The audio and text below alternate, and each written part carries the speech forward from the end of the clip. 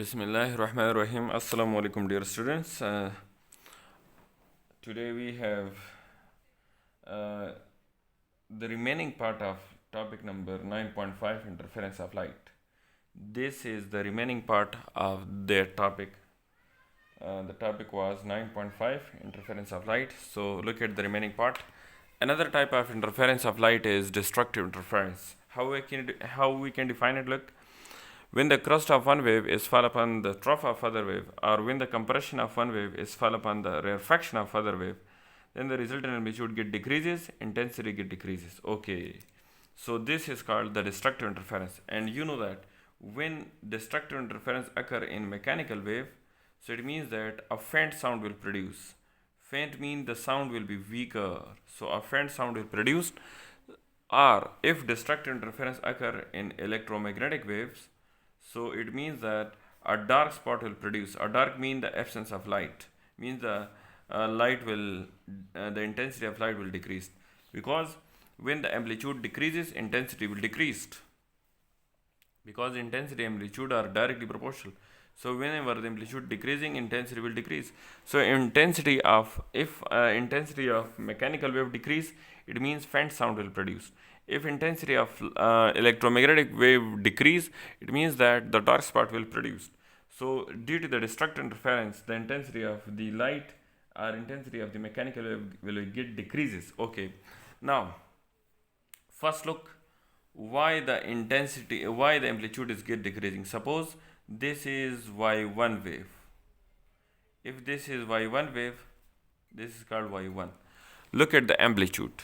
This is the mean position, this is the extreme position, so this is called the amplitude. The amplitude is in up direction.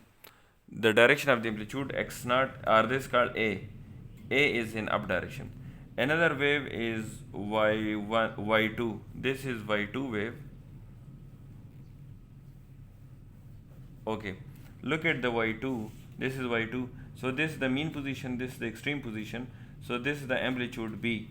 So the amplitude is in down direction. Look at the direction. The direction of amplitude b is downward, and here the amplitude is an upward. So both the amplitude are opposite. So we have to subtract the amplitude. So if we subtract the amplitude, the resultant wave will have a very smaller amplitude. So it means that the amplitude of the resultant wave will get smaller. Why? Because the resultant amplitude will be get subtracted. So when the amplitude are subtracting from one another, so the resultant amplitude will get decreased. If the resultant amplitude is get decreased, the intensity will also get decreased. So the dark spot will produce, mean the light will be the light intensity will be get decreases. So the darkness will increase. Okay, now we are studying condition for destructive interference. So remember, the condition for destructive interference is d is equal to m plus half lambda. What is m? M is the whole number. So the path difference, d is the path difference. The path difference should be equal to m plus half lambda.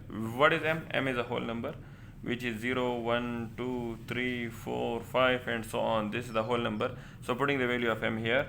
So putting value of m as 0 here. So 0 plus 1 over 2, it is 1 over 2. So putting the value of m as 1. So when we put m as 1, so it will be 1 plus 1 over 2, so that will be 3 by 2. So it will be 3 by 2 lambda. If we put m is equal to 2, so 2 plus 1 over 2 is 5 by 2. If we put m is equal to 3 here, so 3 plus 1 over 2, so it will be 7 by 2, and so on. So these are the destructive interference condition for destructive interference. Whenever the two waves has the path difference of lambda by 2, the destructive interference will occur. Whenever the path difference between the two waves is 3 lambda by 2, destructive interference will occur. Whenever the path difference between the two waves is 5 lambda by 2, destructive interference will occur. So these are the conditions for destructive interference. So if you have any query, any question, so you can ask in comment section. Okay, take care. Allah Hafiz.